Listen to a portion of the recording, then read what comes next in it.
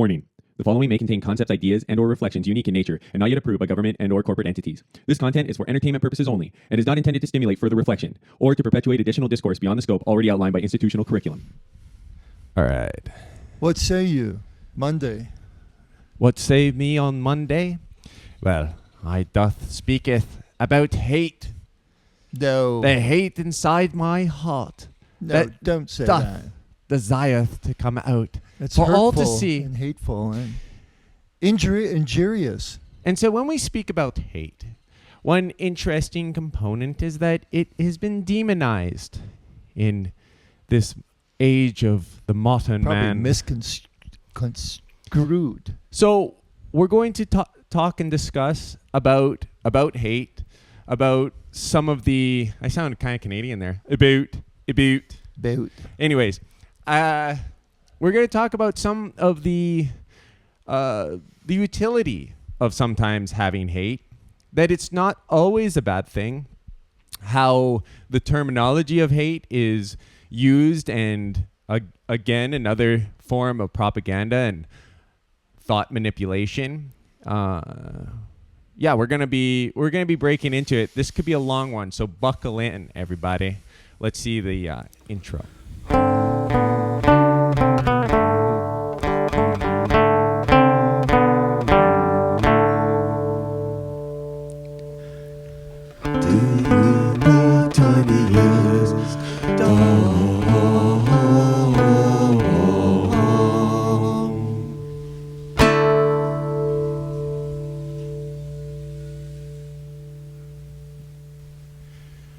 All right, man. Where do we want to begin? I think could start with This Perfect Day. You want to? Well, yeah, okay. So well, we'll just enlighten people, because I mean, I think that it's a book that thanks for giving me that 2-second response.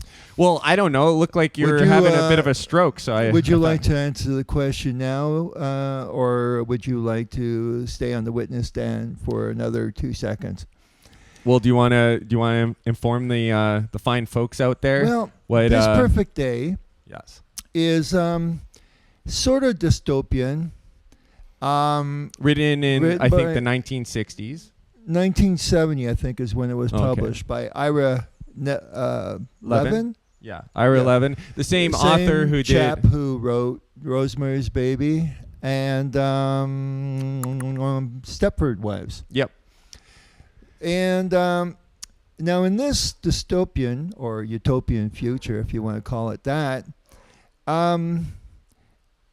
drugs are used quite a bit to sedate and I know I'm kind of like in a roundabout way. You want me to get into it? Let me show you the quick rapid fire here. Okay, rapid fire, man. All right. So yes, I think of a lot of his insights were quite good. For our estimation, it's one of the, like, everybody knows 1984. Almost everybody knows about A Brave New World. But This Perfect Day is probably up there in the contenders, and his insights are almost just as good as George Orwell's or Aldous Huxley's. I mean, he was like knocking it out of the park with this one. So one of the major tenets, other than the fact that, you know, people are all receiving their dole of drugs from the government, but that's kind of in this in Aldous Huxley's A Brave New World as well. Yeah. They were taking like Soma, and that helps to make people compliant, surprisingly.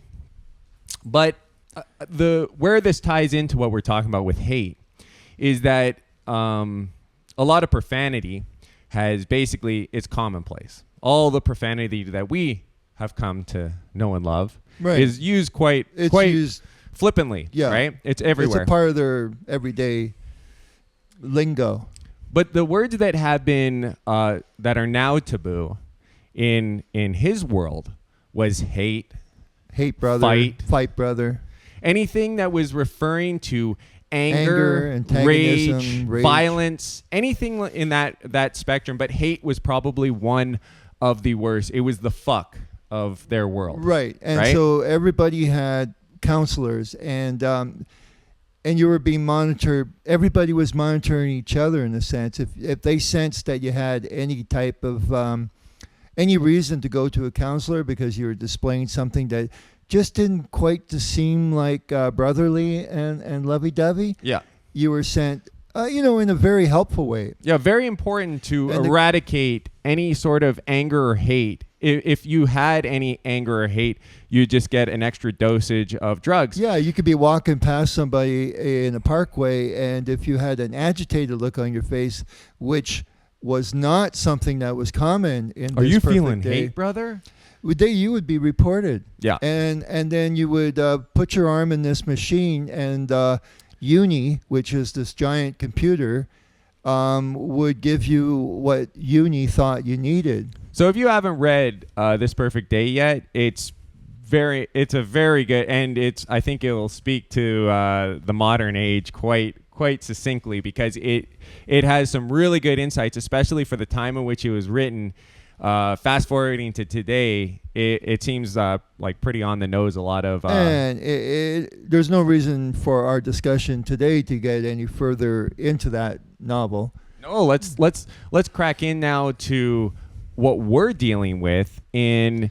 How about this event in the last week with the murder of Irina Zalrutska and then Charlie Kirk? And you were pointing out something to me that I wasn't even really quite aware of. Well, because, see, it seems odd that they have a new way of putting tiering crimes. And when someone does something and the mainstream media says it was done out of hate, you know that in their estimation, this, even though the legal framework doesn't have like a special, it's not first degree murder plus hate was involved. It's just first degree murder because it's just murder with intention. It's premeditated murder. You're intending on killing the person. You do so in a gruesome fashion. All of those things are taken into account. What someone's feeling, whether they have hate or not, is kind of irrelevant. It also is weird because then what are they saying? Cold-blooded murder is great? They're big fans of that because at least like that mass murderer, he didn't feel anything, and that's good because at least he didn't have hate. Yeah, so that's the as a worst thing. hitman, you could have a long, lengthy list of jobs that you had done. But he felt nothing, so don't worry about it. It's yeah, not a big so deal. it wasn't that bad. Yeah. It was only doing it for, it was his business. What's worrisome... And he did it in a very professional way. Right. Cool, methodical killer. What's worrisome is when people act out in hate. And they so did the have interesting one thing called a crime of passion at one time, which means if you were that lowered the sentence. Provoked. It lowered the sentence. Yeah. If someone was provoking you and you were in you're in a red hot rage, people would say, well, the guy was provoked and he lost control. Caught his wife sleeping with another guy when the wife thought that he was going to be gone for a week, and he returns, And typically that would be used there as happens to be a hammer there, and he just grabs it and beats the guy over the head senselessly. And it was a senseless beating. So this is the interesting component, is that used to lessen the sentence. It wasn't an addition. A crime of passion was like, okay, let's lessen what we're gonna hand down this guy because he wasn't a cold-blooded murder. Cold-blooded murder used to be the ultimate, like the pinnacle was this guy's a monster. He feels nothing. Right. And he does these gruesome murders with and he indifference. Feels nothing. That was considered the penultimate. Now we're replacing this with a crime of passion is like the worst thing. Now, maybe the reason is because a crime of passion has a motivation and possibly even a logic to it. And that means that it would be a lot closer to resembling a revolutionary who's not a cold-blooded, methodical psycho murderer. He is a crime of passion. He is rebelling against the system for valid reasons, and it fills him with rage, this tyrannical system that has its boot on his neck. And so he's going to be filled with a lot of passionate rage. Go ahead. Well, I just want to say that I might be jumping ahead a little bit here, but just in case we don't include it, but now I'm all of a sudden drawing a blank. No, what it is is, I think, why the our overlords want to imply that hate is probably one of the worst things that can be associated with a person's existence, is because it's closely related to anger. And I think the last thing the overlords want is a public that's actually angry. Exactly. Because they could be angry, direct their anger towards the people who are causing the most grief in society. And the government, see, if you notice, a lot of times the government doesn't seem that concerned. Like a defense that they use is, oh, he was suffering from mental illness. Oh yeah, so we're going back to these two incidences. One, there was no mention of hate. This is the senseless killing of this innocent 23-year-old coming home Charlotte, from her pizzeria. And yet with the Charlie Kirk incident, Charlie was hateful, and therefore the suspect in this case, he was talking about being hateful because Charlie was hateful. And then there's hate and he online. wanted to eliminate that hate. And there's all these extreme hateful things that are happening online. Like, now, as though if you this... said, like, what it seems to me almost is like that there's this power. It's almost like casting a spell. So if I said, oh man, that fucking neighbor's dog is shitting in my yard, boy, I really like to just fucking put a bullet in his fucking head. It's like, oh my God, this has created a spell. And this spell is now going to spread around the neighborhood, causing more hatred towards this dog that likes to shit in other people's yards. Yeah. I think the problem is... if you're superstitious like that, I mean, my God. Okay, go on. Okay, so let's just get back on track here. Because... Sure. I like getting back on track. No, but some of what happened... There's a reason why the establishment never seems to be that concerned about some crazy out there. Oh, he suffered from schizophrenia or whatever like this. The problem is that when you have throw your people, hands up. Yeah, but what they don't like is they don't like action that seems to be driven by motivations.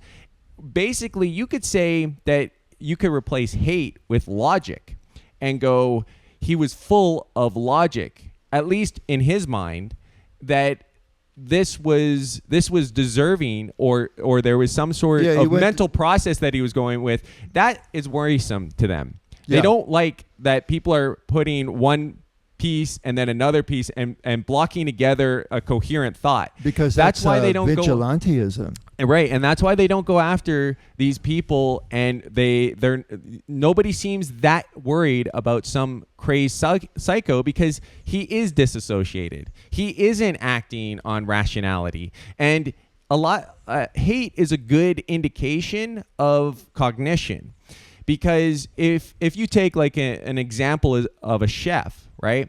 If that chef comes to me and goes, "I love all food equally, no matter what it is, even dog shit, I think smells and tastes great," right? You go, I don't want this guy in my kitchen. I want a hate-filled chef. I want one who uses extreme prejudice when he's selecting his passion when he cooks. Well, that he has passion, but he also knows not just what he likes, but what he doesn't like and what he profoundly doesn't like. I want someone that call him the passionate chef. I want someone that hates that could be a name bad of food, right? I don't want someone that's ambivalent about food. Well, isn't it that's not exceptional. That's not going to create. Isn't it kind of ironic that we have these people that move in and out of media, and some of them are experts in detecting what hate is, but they're incapable. It seems like they're not promoting the opposite end of the spectrum, which would be love. They don't seem to have good meter detectors where, hey, this guy is spreading love. Maybe we should give him some social credit bonuses points. Another problem is like the old school law was trying to be as pragmatic as possible, looking at like facts and what happened, what did someone do, right? The problem with hate, and we're getting legislation, more and more legislation involving hate crimes, right? Which would also be thought crimes, because if you're harboring it, it's only a matter of time before you're going to exhibit it and act upon what's already cooking on in your brain. This is happening in the UK, where you're your thoughts are worrisome and possibly hateful. But Right, what's interesting about this, I just want to Sure. put this, because the reason why I brought it up was because you're entering now into the inside of someone's psyche. You're not judging them based on what they do, but you're saying, based on my observation of you, I know your motivations now, which is weird because they say, a couple could be married for 30 fucking years and they're suddenly shocked by some of the innermost thoughts that the spouse has. Right. So we psychologists have this, on one hand, they go, the human brain is such a complex thing. We can't even know for sure after maybe observing someone for 30 30 years what their innermost thoughts are. Yet on the other hand, we can identify and accurately identify the innermost feelings of someone and what drives them to commit a crime or that drives them to lash out at someone else. Maybe which we is could get weird some because experts to create an actual real mood stone that we can have implanted in our forehead, and that way, we could be looking at everybody's mood stone. Oh boy, I don't like the look of that. Yeah. Maybe we should cross the street. And you just got to pray to God that nobody finds a way of hacking that. So yeah, so what we have is we have a system that has an agenda. We have a global governance that has an agenda, and it wants to move forward with this agenda. Right. And we see it down at different national levels, state level, civic level. And what they want to do is, when we suspect that we don't want to be a part of this agenda, they have their little things that they want to do. That sounds hateful to me. Well, you don't want to just be a part of a much bigger population in your city or your country. You don't want England to be overrun where you're a minority in your own country. That sounds hateful to me. Can I jump in here? Sure. So coming maybe full circle, let's connect now this to a Orwellian sort of. So go from This Perfect Day to Orwellian. So let's link now hate to 2 + 2 = 5. Right. See, the beauty of having something, hate is not a definable thing. It's not a concrete thing. If I punch someone in the face, you don't know why. Like, you can't say exactly what. Maybe I'm a boxer and I'm just practicing on someone on the street. Or maybe right? the guy told you he didn't like, So when we told start you to saying fuck that off, basically. now, like, hate is this thing that needs to be eradicated in human beings, the state now is in a very privileged position of being able to arbitrarily tell us when something is hateful, when it's not hateful. Yeah, and so you could have a experts. person being stabbed in the neck for just sitting on a train doing absolutely nothing.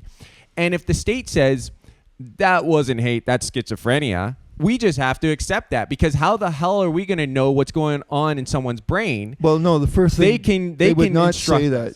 The thing about omission is you remove it from the dialogue. It's kind of like, in a sense, Yes, it's but a bit of an Overton window. By not omitting it, when they omit it, obviously they're calling people and calling attention to when something is hateful. And if they're not, then they're saying that there was an absence of hate, especially if you're blaming it entirely on schizophrenia. Now, I'm surprised there's not people with mental health out there that eventually get kind of pissed off with this idea that every time someone has a mental imbalance or chemical imbalance in the brain, they go, oh yeah, well, that's why the guy chopped that guy's head off. Right. Right. Well, you're going to talk about Like- John Nash? Well, yeah, John Nash, right? He had schizophrenia, right? You know how many people he killed? I hope Right? that says 0. Yeah, it said. Or Well, not- don't not look 3. at these other fingers, just the center part. No, but here's the He thing, used though. his, But he had had- heightened mathematical skills when he got into the schizophrenic state. Well, no, but I would imagine Well, that's he had what the story was schizophrenia. about. He lived with it for a long time, where it wasn't diagnosed. He wasn't getting treatment, right? But his nature was not violent. So just because someone has schizophrenia, what we're associating, people are so like dumb. They don't look any deeper than what's like just basically told to you. Someone with schizophrenia does not mean they're automatically violent. They're disassociated from reality, and that can lead to different things, but that doesn't mean that they're going to be violent people. We need to stop just like having a blanket statement of like, well, you suffer from mental health, so that's why you know, but it's amazing that like there's take some fucking responsibility for your actions. Go ahead. Well, it's amazing that they haven't had any psychiatrists or psychologists push back on this notion that just because someone has schizophrenia it gives them a license, or you're giving them a pass. You understand now why they rip through 12 people. Dude, I'll say right now, out of the hop, just making logic, connecting one logical idea to another. As soon as the first guy was given a lighter sentence, when he got like a court signed paper that he was suffering from mental health, and he was going to get the death penalty, and suddenly now he got a lesser sentence, I would claim insanity if I got caught doing something illegal. I mean, come on, you're telling people, look it. You could claim it, but you wouldn't feign it. No, but I'm saying that like it's a logical thing. If you got caught doing a heinous crime, that you're going to be like you're going to be slammed into prison for the rest of your life or given the death penalty, but your one out is claiming insanity. You're going to have a lot of people that do crimes that, I wasn't in my right head. I mean, that's like, if you gave kids that same thing. Were you in somebody else's head? When you took those cookies, son, did you do that intentionally, or was that just an accident? It was an accident. Oh, okay. Well, that's fine then. It's not really a part of my body. I mean, it does things that sometimes I don't want it to do, but hey, yes, I admittedly I was the beneficiary of the actions of my hand. But I wanted to just go to this notion of senseless killing. I just want to add one thing. If I'm a murderer, people go, well, he's a murderer, but he wouldn't lie about his mental health just to get out. I believe he would be honest now. Okay, go ahead. Well, this idea of senseless killing, I mean, come on. When the hell is a killing considered, oh, that makes a lot of sense? I mean, what? Are we going to say, some people could say when they're looking at what's going on in the Ukraine and the possibility that there's 1 million people dead because of it, well, that's senseless. But other people, depending on their position and whether they got a vested interest in maybe what's going on there in Ukraine, there's like as rare far as earth minerals. Yeah, there's rare earth minerals in Ukraine. This makes a lot of sense not that to us. Senseless, actually. In fact, you know, if we have to waste another 1 million lives, this makes a lot. We got a vested, we got the stockholders, we got the share certificates in our vest. Yeah, and so in some ways, wouldn't we say that, like, see, I believe that unless we're talking about a perfect world, if we're talking about a flawed world, we're talking about flawed humanity, flawed people, a flawed system, right? It's not all perfect. I would say that someone that is full of nothing but love is a fucking retard, okay? Because you're saying that in a flawed world with all this bullshit happening, right? You don't have any critical thought in your head to point something out and go, I really don't like that in society. I really don't like that, to the point that I'm going to go out. I'm going out on a limb. I'm going to say I fucking hate that. Well, you know, even somebody like Joan that always preached love, you know, especially when he was with Yoko. But I mean, when you weren't really just, you know, trying to understand it, I mean, what other acts of love did he do? Right, but I would say, yeah, sure. I mean, I don't want to rag on John. No, but like, I mean, I'm looking. Will you send me up to no. John I'm looking at. Well, who is out there preaching love? And right, but they're not also charlatans. Right, but I just some Swami who wants you to. I just think it's very interesting when hate isn't the problem. It's delusionment, being disassociated from reality. There are things out there that deserve hate, right?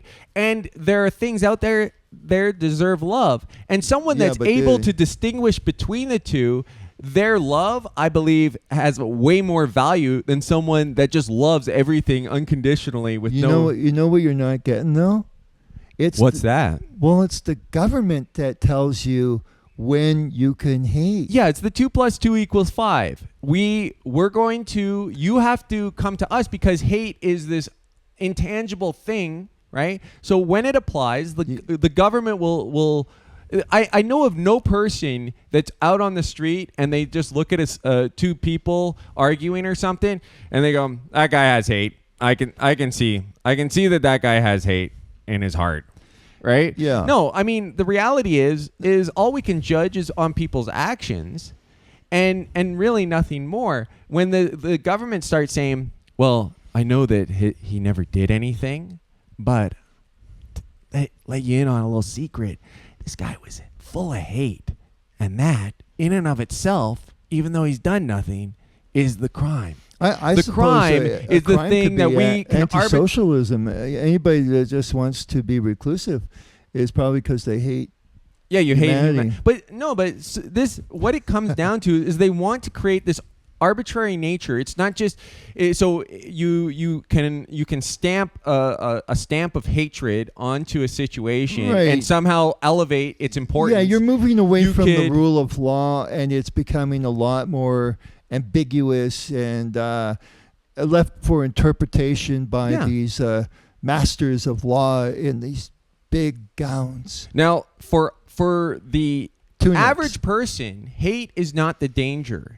It is being disassociated from reality. That's the danger. So in a sense, in my mind, a psychopath is way worse than someone that's full of hate because that person they got no manifesto, they got no knowledge of what the hell's going on. They're just a psychopath that's aggressive. You can't control that.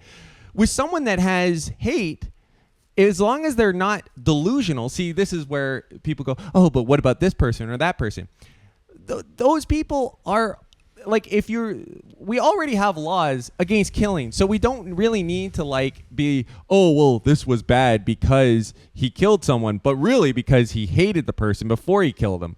It's irrelevant. Well, he already did a murder. Isn't there other gambits of human emotion besides what you've been talking about? I mean, how about even a person who might be rather angry has times when they're feeling elated. Hey, how come you're not pissed off? I don't know, man. I just had a couple of beer. I'm feeling good. Also, it's kind of ironic that we seem to be everything that seems to be something that we're not supposed to do are the things that are exponentially increasing, right? Don't be violent. And suddenly now, you're not getting fistfights in schools anymore, but you're getting extreme forms of violence because these kids are all repressed in this kind of let's have a discussion about your feelings now and suppress everything you feel and just push it down. We won't even get into the levels of prescription drug use that's probably if you think extremely high. If you think of catharsis, you would say that it would be very cathartic for a kid to vent hatred in an open space without being basically ostracized or even charged criminally. Just vent himself out rather than what you suppress it. He's got no outlet. What's going to happen? Eventually, he might snap. Maybe he doesn't snap. Maybe he's successfully able to suppress all of his feelings, all of his emotions for 60 fucking years straight, right? Until he dies of a heart attack. But maybe he just breaks all that suppressing of your emotions, of your feeling, of your logic. Eventually, kind of bubbles to the surface. Well, yeah. It's a. But typically. If I'm going to put my psychological hat on, it seems that the common thread is that a lot of these young people seem to be snapping. I guess the guy who assassinated the attempted assassination was only 20 years old on Trump there in Butler, and then this young chap is 22. So I'm pretty sure. I think by the time you've gotten into your 30s and 40s, you've learned to kind of like control to some extent. You use your faculty to kind of like calm yourself down, say, hey. That reminds me of the ever increasing amount of drugs that are being prescribed to people. Antipsychotics, antidepressants, and all these litany. So it shows that if these people are receiving drugs for their depression, they're probably getting that from a psychiatrist, which means that we're treating, or supposed to be treating, mental illness more than we ever have before. And you notice how psychiatrists are getting kind of like a free pass there? Right. But instead of seeing these actions of insanity decreasing, we're actually seeing them increase, right?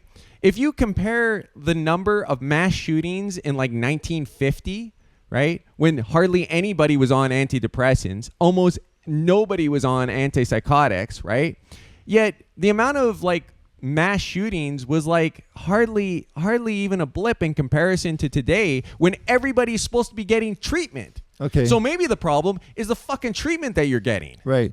And I think we touched upon this this morning, but have we ever noticed how we don't get any reports of, hey, this looked like an assassination, like a hitman. This looked like a professional hit. Yeah, I mean, maybe you still do from time to time. Also, you don't. Surely these guys are not out of business with no work.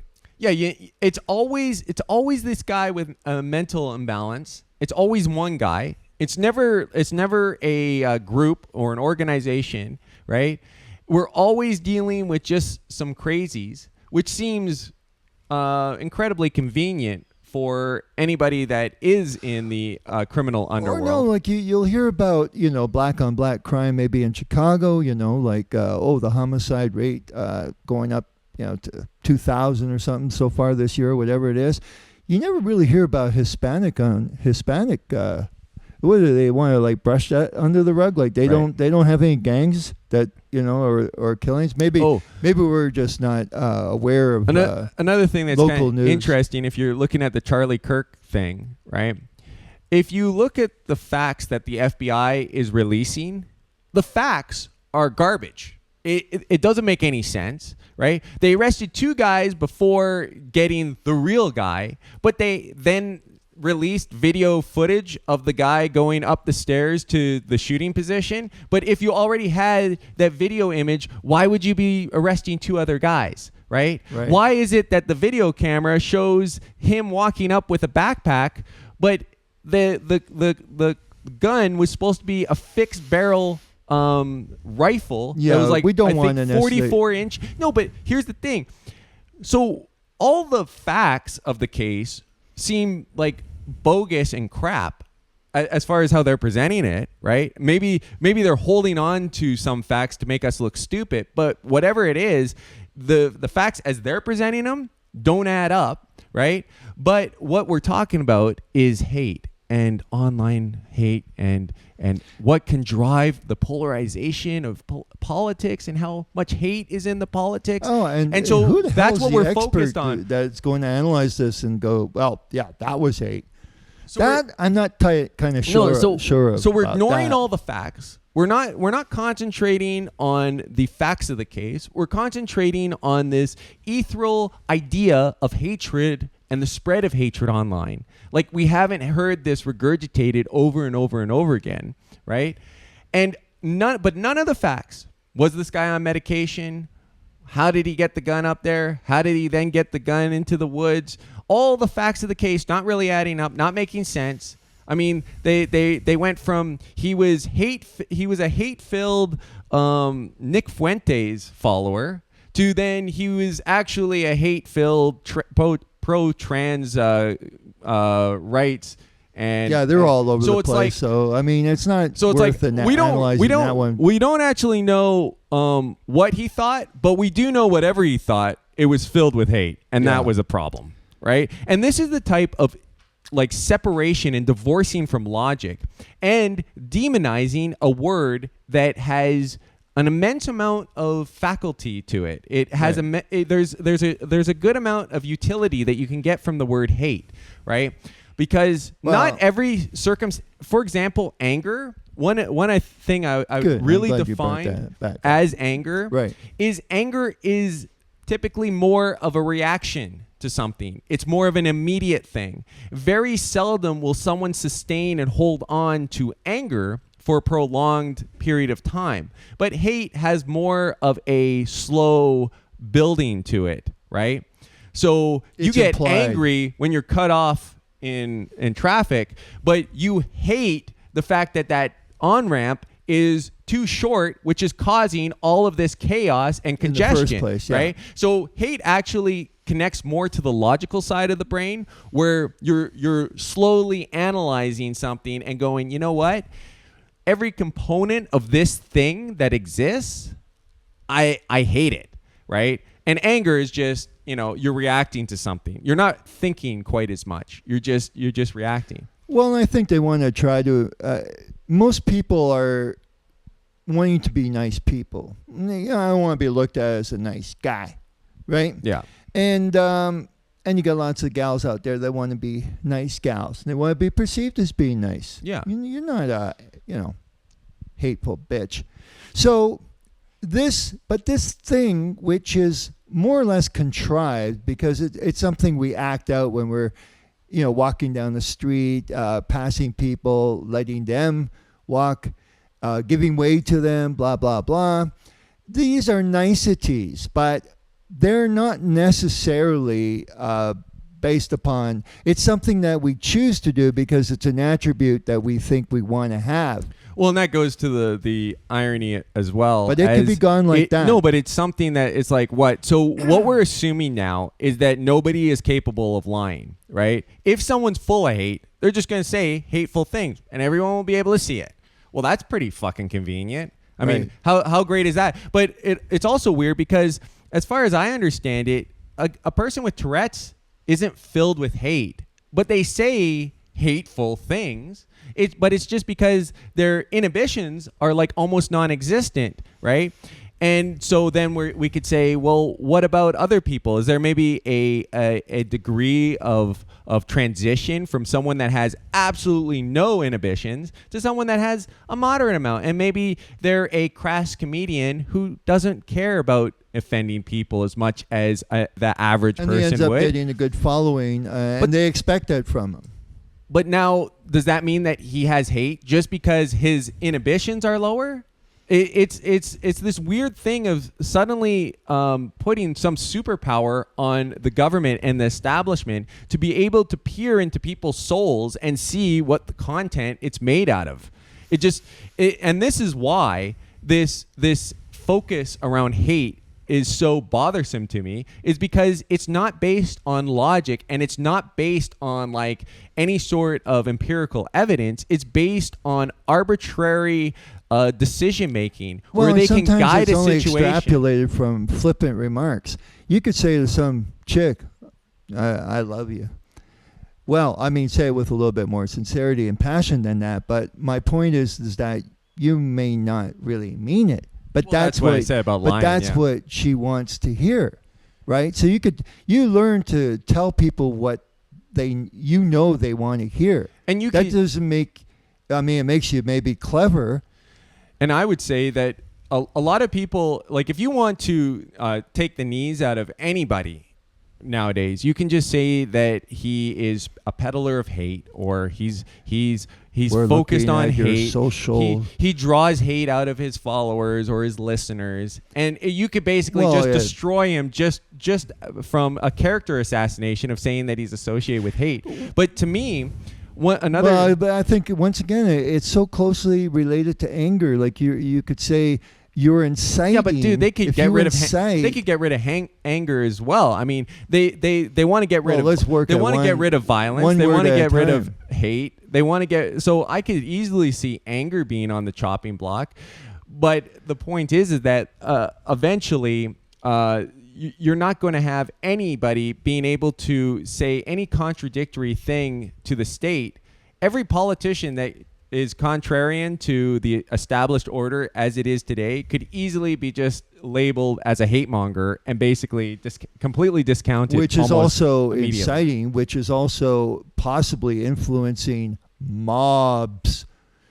See, it's all about conjuring up and the use of words, where you make words. It's almost like casting spells. I keep going back to that because we seem to be drifting into some kind of superstition. Well, you could say, so we think, so are we. And in that sense, yeah, I mean, if you take some words out of the lexicon, people could have a harder and harder time actually accurately expressing themselves. And if they can't express themselves, they might have a hard time organizing the thoughts in their brain because they've been stripped of those words, which goes back to 1984 and basically limiting the vocabulary of people to limit their thought process. Right. If you don't have the words to express yourself, then your thoughts don't have concreteness. Well, and you also have a hard time communicating to a fellow human being because you might have a certain thought, but you're like, it's like what happens when you have love, but it's the antithesis of that? I don't know. So, anyways, I think we could probably wrap this up. Yeah. I think we touched on quite a few things, and we don't want to be your typical alternative pundits that are going to all basically come at it from the same angle and basically an echo chamber of well, there's just one final thing I wanted to say about hate is, see, forget people that are disillusioned, because a lot of times when you're using examples of someone that's hate, they're also disassociated from reality. So they have hate, but they also have it's not like logic based. It's an incoherent hate, which is a different beast altogether. But I would say that a coherent, logical based hatred is actually based around caring about the situation, right? Most people that don't give a flying fuck whether the system completely collapses aren't going to hate anything, because they're just like, I'm in a gated community. I've got my 401k loaded to the gills. I've got a lot more than that. But whatever it is, I'm like, I feel secure enough that I don't give a shit what happens in society, right? And most people that have hatred, a part of it is coming from a place of caring about their country, their people, their family. There's so many things that you could have you hate, because if you love something, then you're going to hate anybody that's going to destroy something that you love. And there's a little yin and yang going on there. Yeah, but a bit of a connection. It's not exactly yin and yang, because yin and yang would be like hate needs love and love needs hate. Yeah, they both need. What it is I think in a flawed world, in a world where you do have evil and you do have things worth protecting, hate is a powerful tool for protecting the things that you love.